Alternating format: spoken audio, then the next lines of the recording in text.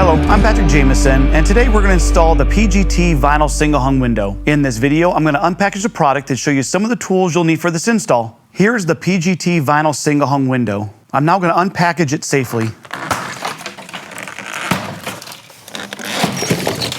I'm going to remove the screen to prevent damage to it, as well as the packs of covers and plugs.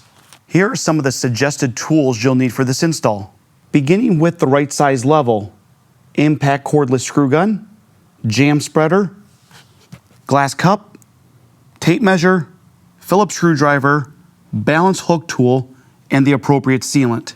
To recap, I've now unpackaged the product and showed you some of the tools you'll need for this install. In the next video, I'm going to show you the best practices of how to install the PGT vinyl frame single hung window.